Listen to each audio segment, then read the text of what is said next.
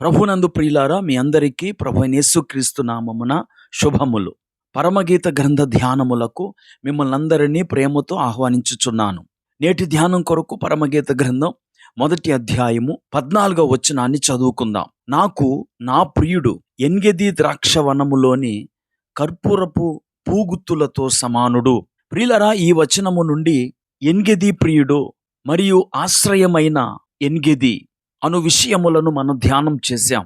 నేటి వీడియోలో షూలమ్మితి తన ప్రియుడైన సొలొమోనును ఎన్గెది ద్రాక్షవనములోని కర్పూరపు పూగుత్తులతో పోల్చుట మనం ఇక్కడ చూస్తున్నాం. My beloved is unto me as a cluster of camphire in the vineyards of Ngidi.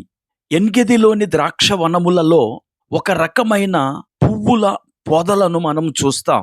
ఆ పువ్వుల పొద 8 లేక 10 అడుగుల ఎత్తులో ఉన్న చిన్న పొద, ఆకుపచ్చ ఆకులతో మరియు అద్భుతమైన సువాసనతో కూడిన తెలుపు మరియు పసుపు పువ్వుల సమూహాలతో ఆ పొద ఉంటది. ఈ పువ్వుల యొక్క పరిమళం ఎంతో విలువైనది.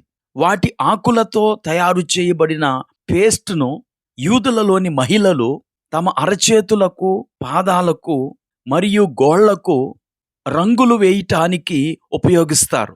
అనగా మన ప్రాంతాలలోని మహిళలు గోరింటాకు పెట్టుకున్నట్లన్నమాట. రాబిన్సన్ అనే వృక్ష శాస్త్రవేత్త ఈ విధమైన పువ్వులతో కూడిన పొదలు ఎన్గెడిలో మాత్రమే పెరుగుతున్నట్లుగా కనుగొన్నాడు. షూలమ్మితి ఎన్గెదిలోని ద్రాక్షవనములో ఉన్న ఈ కర్పూరపు పూగుత్తులతో తన ప్రియుణ్ణి పోల్చుట ఎంతో విశేషముగా మనకు కనబడుతుంది. నాకు నా ప్రియుడు ఎన్గెది ద్రాక్షవనములోని కర్పూరపు పూగుత్తులతో సమానుడు. పూల గుత్తి, అనేక పువ్వుల సముదాయం. సొలొమోను ఒక పూగుత్తి అయితే మన ప్రభువైన యేసు కూడా ఒక పూగుత్తి లాంటి వాడే. పూగుత్తిలో అనేక పువ్వులు ఉన్నట్లు మన ప్రభువులో అనేక మంచి లక్షణాలు ఉన్నాయి. ఆ గుణ లక్షణములనే అపోస్తలుడైన పేతురు తాను రాసిన మొదటి పత్రిక 2వ అధ్యాయము 9వ వచనంలో క్రీస్తు యొక్క గుణాతిశయములు అంటాడు. అలాగే సొలొమోను తాను కట్టించిన మందిర ప్రతిష్ఠ సమయంలో దేవుడు దావీదునకు కృపలను చూపినట్లు దేవుణ్ణి కొనియాడుతాడు. 2వ దినవృత్తాంతముల గ్రంథము 6వ అధ్యాయము 42వ వచనం, దేవా యెహోవా, నీవు నీ భక్తుడైన దావీదునకు వాగ్దానము చేసిన కృపలను జ్ఞాపకము చేసుకొనము. ఇక్కడ కృపలు, మెర్సీస్ అని ఇంగ్లీష్లో ఉంటది. అనగా మన దేవుడు అనేక కృపలను కలిగిన వాడు. నా చిన్నప్పుడు కృపలను తలంచుచు ఆయుష్కాలమంతా ప్రభుని కృతజ్ఞతతో స్తుతింతును అనే పాటను సంఘాల్లో పాడేవారు.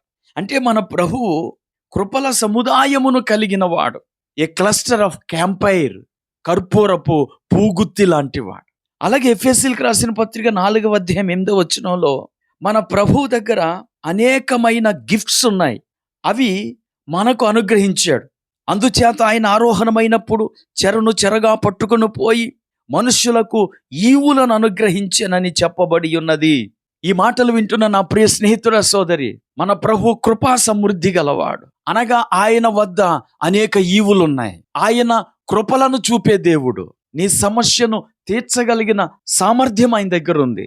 షూలమ్మితి నా ప్రియుడు కర్పూరపు పూగుత్తి అని కొనియాడుతోంది. మన ప్రభు యొక్క గుణాతిశయములను గురించి ఆలోచించినప్పుడు కూడా మనము కూడా మన ప్రభువును కర్పూరపు పూగుత్తి వలె పోల్చి ఆరాధించగలం. ప్రార్థన చేసుకుందాం. కృపా కనికరం కలిగిన మా తండ్రి, నీకు వందనాలు. మీరు మాకు కృపలను చూపే దేవుడు. మీరు మాకు ఈవులను అనుగ్రహించావు. నీ గుణాతిశయములు గొప్పవై ఉన్నాయి. అటువంటి నిన్ను కలిగి ఉన్నందుకు మేము అతిశయిస్తున్నాము. ఈ మాటలు వింటున్న ప్రతి ఒక్క బిడ్డ నీ నుండి ఈవులను పొందుకునే కృప దయచేయమని యేసుక్రీస్తు నామములో ప్రార్థించి వేడుకుంటున్నాము. ఆమేన్.